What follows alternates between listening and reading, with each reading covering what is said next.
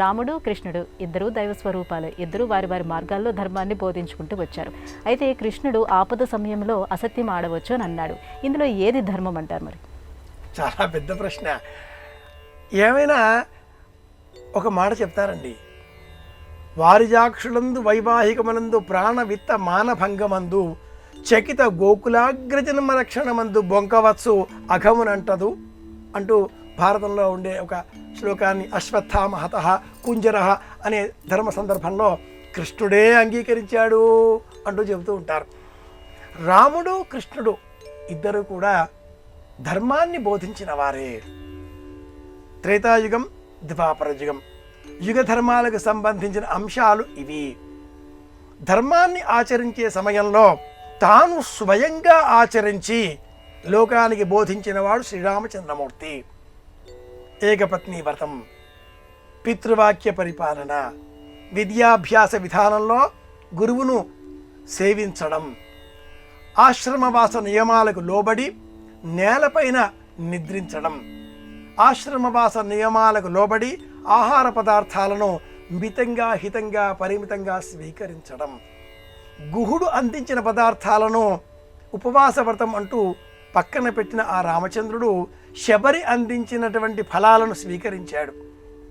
రాముడు ఆచరించి చూపించాడు.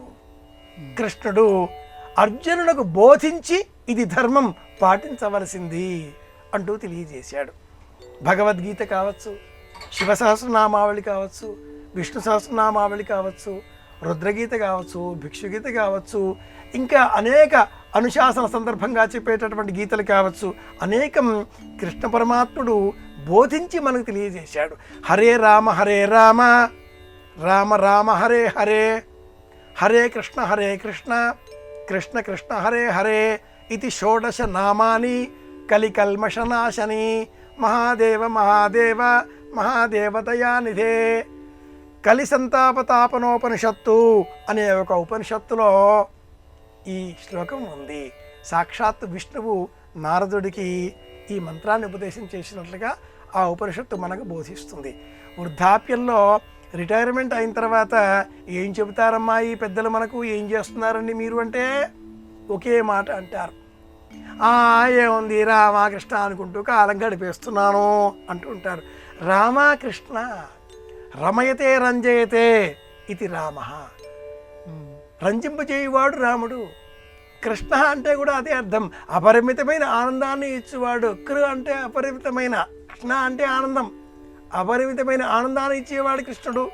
కనుక రామకృష్ణ అనుకోవడంలో ఇంత నేపథ్యం ఉంది. పుణ్యం పెంచుకునే మార్గం ఇది.